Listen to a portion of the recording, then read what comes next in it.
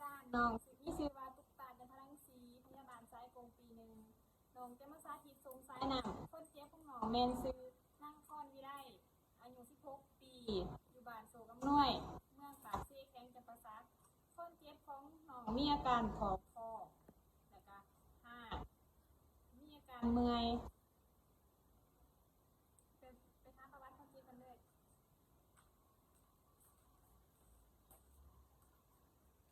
สบายดีน้องน้องซื้อคอนบ่ได้น้องอยู่บ้านโศกอำนวยเมืองปากเซแข้งจำปาสักแม่นบ่ได้เป็นพยาบาลสายกงปีหนึ่งซื้อตุ๊กตาจันทรังสีจะมาส่งสารหนำให้น้องเพื่อให้น้องมีอาการหายเมื่อยเศร้าแล้วก็ไปเตรียมอุปกรณ์กันเด้อ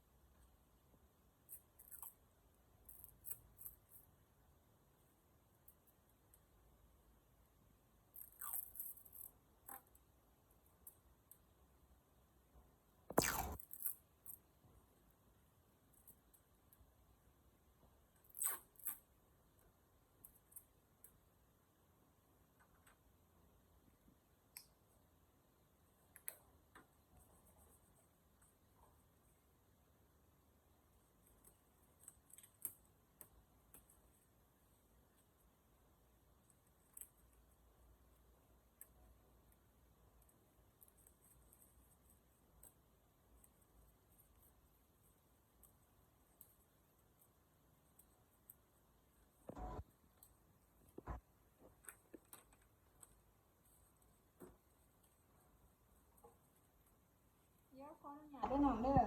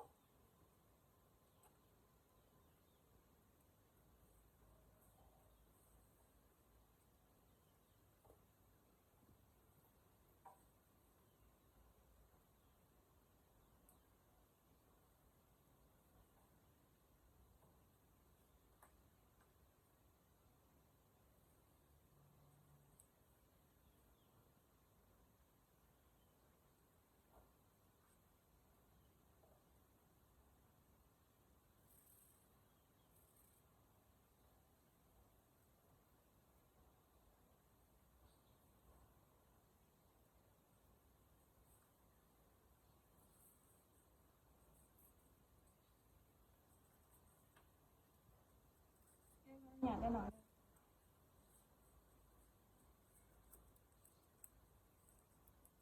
น้องมีอาการคอของน้องมากับใครมาเนี่ย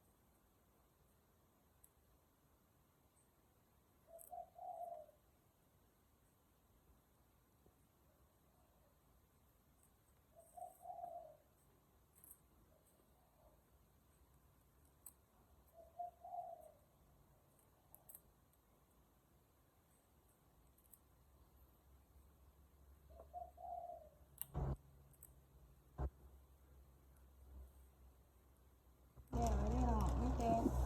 เวลาหนองเดือสิตีแห้งนะอย่างคิดมันผิดที่ว่ามีอาการปวดที่ว่าเจ็บอิหยังเอื่นพยาบาลถ้าจะไปของนำกับพยาบาลยังไงเด้อ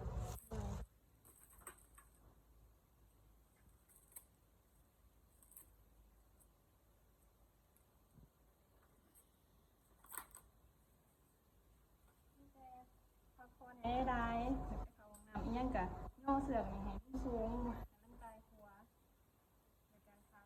มีอาการวิ่นหัวหรือว่าปวดหางยังกับพยาบาลไหนเด้อ